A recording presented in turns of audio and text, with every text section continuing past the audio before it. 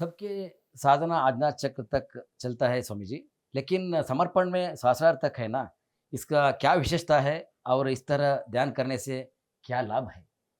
देखिए, साधारणतः समाज में जो ध्यान का पद्धति चल रहा है, वो ध्यान का पद्धति आज्ञा चक्र तक का है। आज्ञा चक्र तक का है यानी ध्यान करके, मेडिटेशन करके निर्विचार स्थिति तक हम पहुँच जाते हैं। यानी हमारे सारे विचार बंद हो जाते हैं।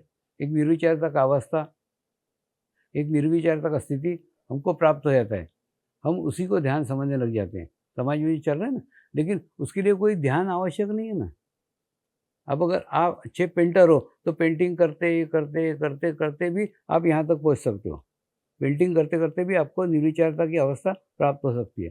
दूसरा, आप अच्छे वादक हो, आप आपका वाद्य बजाते, बजाते, बजाते भी निर्विचारता की अवस्था तक पहुँच सकते हो। तीसरा, आप अच्छे डांसर हो, डांस करते, करते, करते भी यहाँ तक पहुँच सकते हो। यानी आज्ञा चक्र तक पहुँचने के लिए जीवंत गुरु की आवश्यकता नहीं है। बिना जीवंत गुरु के भी आप यहाँ तक पहुँच सकते हो। लेकिन इसके ऊपर का जो मार्ग है, ऊपर का जो स्थान है, स्वामी जी, आप कहते हैं ये ध्यान का संस्कार है।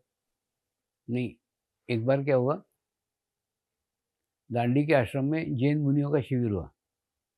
8 दिन का शिविर हुआ और 8 दिन का शिविर समाप्ति के पश्चात वो जैन मुनियों ने पूछा, स्वामी जी, ध्यान की 3 पद्धतियाँ हैं।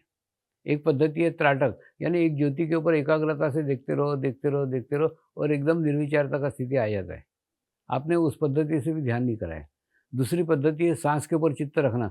सांस ले रहे हैं, सांस छोड़ रहे हैं, सांस ले रहे हैं, सांस छोड़ रहे हैं। आपने उस पद्धति से भी ध्यान नहीं कराया। हाँ, तीसरी पद्धति है भस्त्रिका प्राणायाम। भस्त्रिका प्राणायाम कर करके बाद में निर्विचारता स्थिति में जाते हैं।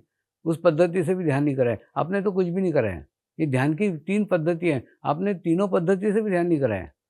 उसके बावजूद भी हमें जो मिला है, हमें जो प्राप्त हुआ है, वो हम दूसरे को बता नहीं सकते। अब हम बाहर जाएँगे समाज में, दूसरे मुनि पूछेंगे, दूसरी साधिका पूछेंगे, कौन से पद्धति से ध्यान सीख के आए? तो हम उनको क्या बताएँगे? तो मैंने उनको बताया, पहली बात तो महाराज साहब, ये ध्यान की पद्धति नहीं है। ध्यान की पद्धति से आशय एक शरीर को सिखा सकता है, एक शरीर से सीख सकता है। ये ध्यान की पद्धति नहीं है, ये ध्यान का संस्कार है। संस्कार यानी गुरु ने अपनी तपश्चर्या से, अपनी साधना से इस आविष्कार का निर्माण किया और उसके बाद में ये अनुभूति का मुझे सौंपा आविष्कार और उसके बाद में अधिकृत किया कि मैं जाकर के दुनिया में बाँटूँ। आध्यात्मिक क्षेत्र में ना अधिकृत शब्द का बहुत महत्व है। अगर अधिकृत किया फिर अपन केवल माध्यम रह जाते हैं। अपने माध्यम से हज़ारों लाखों लोगों तक वो बात पहुँचती है। जैसे होता है ना, रेडियो का आविष्कार एक देश में किया, लेकिन उसके बाद में हुआ तो सारे दुनिया में उसका उपयोग ना। उसके बाद में टेलीफ़ोन का आविष्कार एक देश ने किया, लेकिन दुनिया में उसका उपयोग हुआ। वैसे ही एक आध्यात्मिक स्थिति है, वो स्थिति पे पहुँचने के बाद में ही फिर वो कोई चीज़ नया निर्माण होता है। आप पूछो ना, जिनका भी आविष्कार जो करते हैं ना, उनको पूछो तुमने आविष्कार किया क्या? वो बोलेंगे नहीं, मैंने आविष्कार नहीं किया, मैं सतत आविष्कार करने का प्रयत्न कर रहा था, एक दिन सहज ही घटित हो गया। कहने का अर्थ, कोई भी आविष्कार, कोई भी नई चीज़ जो निर्माण होती है ना, वो कभी भी शरीर के स्तर पे होती नहीं। जब हमारा मैं समाप्त होता है, जब हमारा शरीर भाव समाप्त होता है, तब जाकर के कई नई निर्मिति का निर्माण होता है। बिल्कुल ठीक है, सही। जब गुरुओं का भी वो स्थिति समाप्त हुआ, ऑटोमेटिकली उनके हाथ से ये अनुभूति का मार्ग निर्माण हुआ। निर्माण होने के बाद में फिर उन्होंने अधिकृत किया, जाके समाज में बैठो।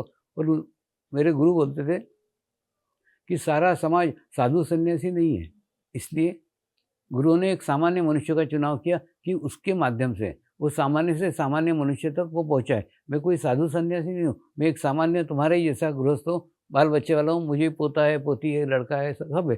तो कहने का मतलब परिवार के अंदर रहता हूँ, लेकिन नियमित ध्यान कर रहा हूँ। ऐसा 30 साल से कर रहा हूँ लगातार। तो ऑटोमेटिकली क्या हो रहा है, करते करते करते एक चेंज आ गया, एक बदलाव आया। तो कहने का अर्थ ये कि ये ध्यान की पद्धति नहीं है, ये ध्यान का संस्कार है। कुछ नहीं, संस्कार में क्या रहता है, ऑटोमेटिकली मैं एक ध्यान की स्थिति में जाता हूँ और इच्छा करता हूँ वो स्थिति आपको भी प्राप्त हो जाए, तो आपको भी प्राप्त हो जाती है, बस बाकी कुछ नहीं। और बाद में फिर आपको आपका अभ्यास करके बढ़ाना पड़ती है। देखिए, इसके अंदर कैसा है, मैं आपको थोड़ा समझाता हूँ। जैसे समझ लो आपने एक सुंदर बंगला एक पहाड़ी के ऊपर बनाया, हाँ, उसके अंदर सब इलेक्ट्रिक के इंस्ट्रूमेंट है, लेकिन आपका कनेक्शन ही पावर हाउस से नहीं है और आपके घर के सामने ही पावर हाउस है। हाँ, फिर आप देखते हो रात को एक दूर 1 किलोमीटर दूर एक झोपड़ी है, वो झोपड़ी के अंदर लाइट जल रहा है, वहाँ प्रकाश हो रहा है, लेकिन आपके घर में नहीं है।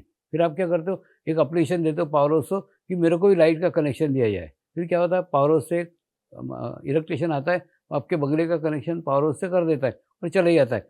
उसके बाद में फिर आपको लाइट जलाना पड़ते हैं ना, आप 15 का जलाओ, 30 का जलाओ, 100 का जलाओ, 500 का जलाओ, लेकिन वो इलेक्ट्रिशियन आके आपके घर की लाइट नहीं जलाता। बिल्कुल ठीक है, ऐसे ही पावर हाउस यानी परमात्मा, आपका बंगला यानी आपका शरीर, और मैं यानी एक इलेक्ट्रिशियन। माने मैं, आपने कभी इच्छा की होगी किसी व्यक्ति को समाधानी देख करके, किसी व्यक्ति को शांत देख के, तो आपको भी इच्छा होगी काश ऐसी शांति मुझे मिलती, तो काश ऐसा समाधान मुझे मिलता, तो ऐसी इच्छा की होगी। इसलिए आपके जीवन में परमात्मा ने मुझे इलेक्ट्रिशियन रूप में भेजा है। मैं आज ध्यान के माध्यम से आपका कनेक्शन परमात्मा के साथ करा दूंगा।